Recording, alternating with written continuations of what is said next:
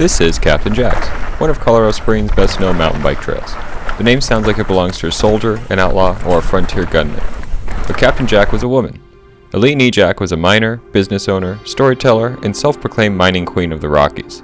She published an autobiography filled with fortune tellers, tragedy, treasure, gunfights, and carefully constructed legend. Today, riders carry her name through the mountains where she spent her final chapter of her life.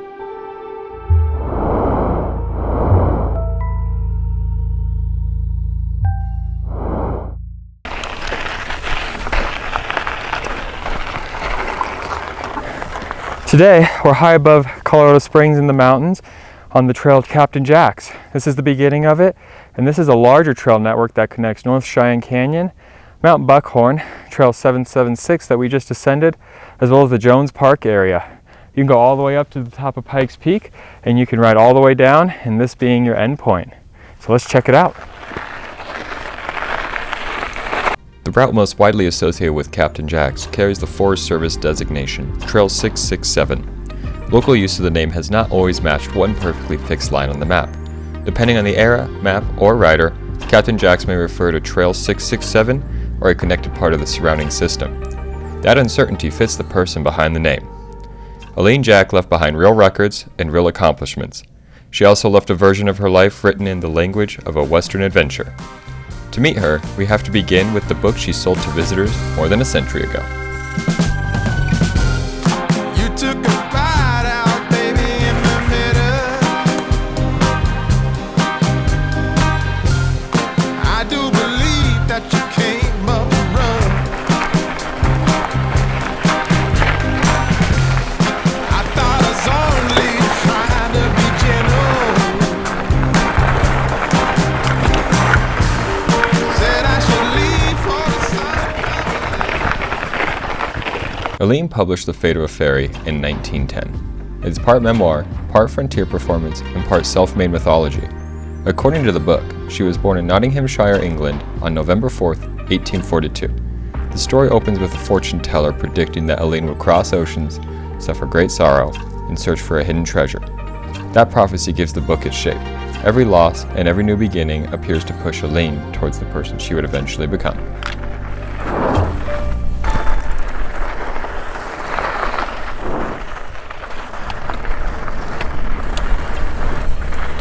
So, this is the top of Captain Jack's. Be wary, keep your eyes open. It is a multi-use trail. Motos will be going up this. And they are much harder to hear than you could think.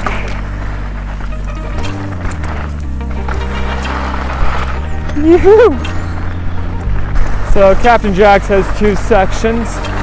This is the top section, very granite gravelly, lots of slickness. Gonna want some good, nice tires.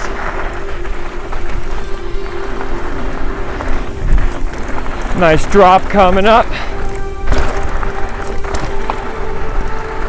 So, the beginning top end is just really slick, not particularly difficult, but just kind of scary because of how many edges there are.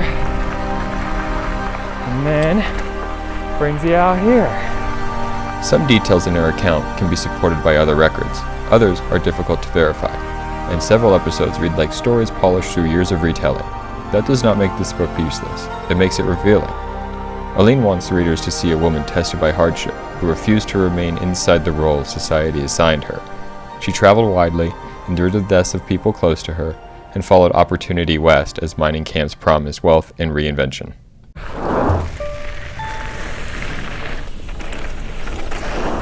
In 1860, Eileen married Charles E. Jack, a sea captain.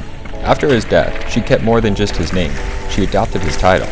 In communities where authority was usually expressed through male titles, Eileen introduced herself as Captain Jack. The name was practical, memorable, and theatrical. It demanded attention before she entered the room. Across Colorado's mining country, she operated boarding houses and eating establishments, pursued mining claims, and promoted herself as the mining queen of the Rockies. Her businesses mattered because mining camps depended on more than just prospectors. Someone had to provide food, lodging, information, and a place where strangers could gather. Aline turned that work into economic independence and public presence. She also understood promotion. The clothing, the weapons, the title, and the stories formed a recognizable character, one that could attract customers as effectively as a sign over a door. It might be easy to dismiss the character Captain Jack's costume, but for a woman trying to own land and run businesses in a mining town, being unforgettable can be a part of protection. Aline Jack created this persona and legend as a form of power. This power allowed her to do things that were against the odds in her time.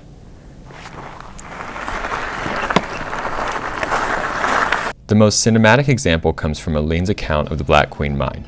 She wrote that men attempted to remove ore from the property without paying her. Aline confronted them, armed with rifles and two .44 caliber revolvers. In her version of the story, the confrontation ended with pack animals shot, 2 men wounded, and Aline defending her actions successfully in court. It is exactly the kind of scene that made Captain Jack memorable. It is also a scene that requires careful language.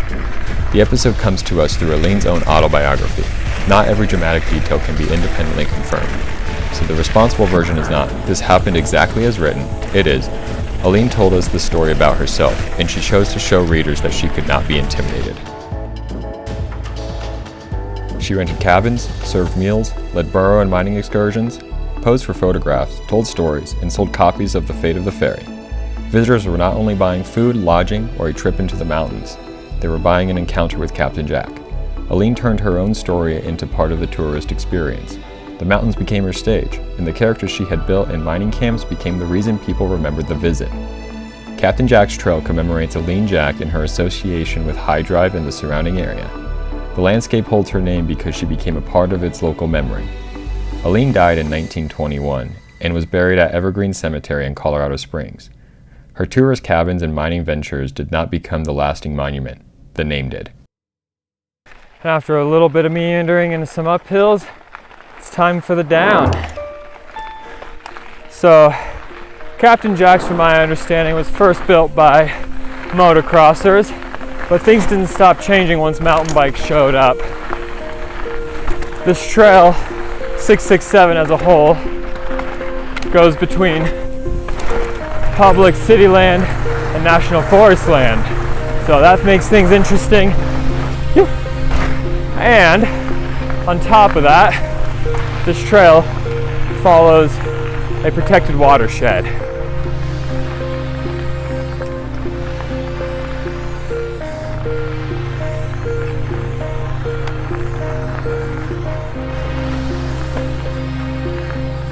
Now, Middle Jack's just the same. It is multi-use. You can't take motos up this. You can't take bikes up and down this. You can walk it. Whatever your heart desires. And if you got horses that can handle something like me screaming up to them, you can even ride horses up here. Although do be wary, lots of mountain bikers and motos will be on this trail. Got hit with a gnat pile. In 2012, parts of the system were closed because sediment from eroding routes threatened habitat for greenback cutthroat trout, Colorado's state fish, and a federally protected species, a topic that has caused many controversies between trail users and a history to dive into in the future. Trail 667 was rerouted and the revised multi-use route reopened in 2017. That change created a second layer of history. The trail now tells a story about recreation and responsibility, how riders move through a landscape without treating the landscape as disposable. Drainage, erosion, wildlife habitat, and legal access are not background details. They determine whether a trail can remain open. Before making your own voyage out to Captain Jack's, please check local maps, local restrictions, all sorts of good stuff like that. Make sure the trails are rideable, not being worked on, and a safe place to be at the time.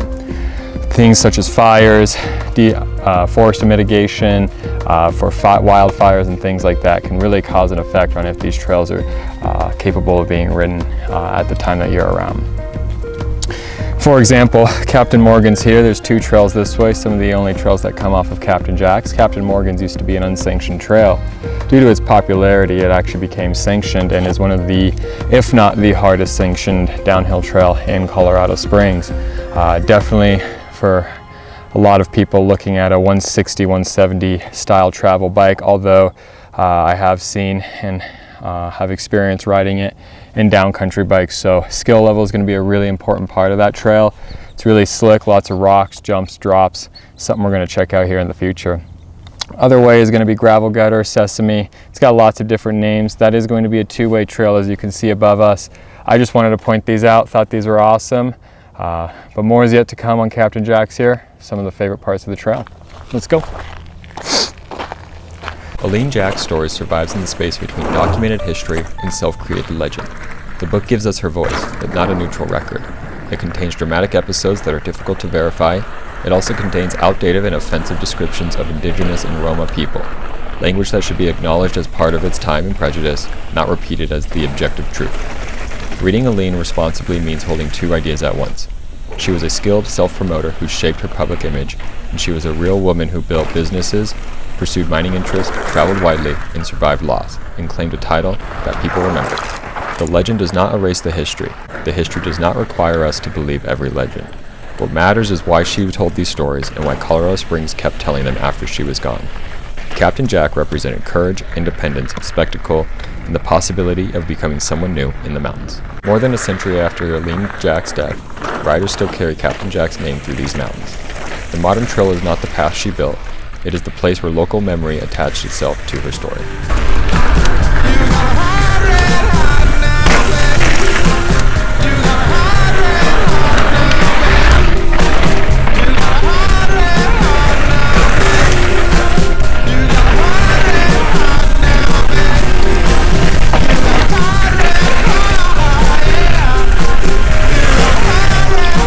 Watch out right there. That's that intersection.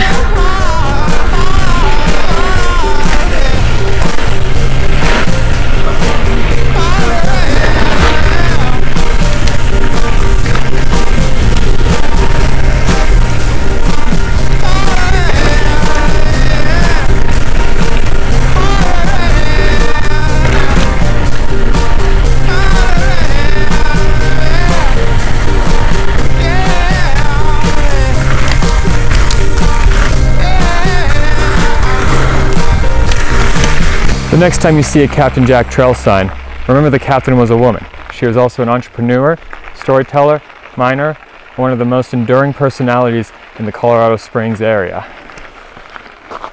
And just like the trail, the story becomes more interesting when you look beyond the name.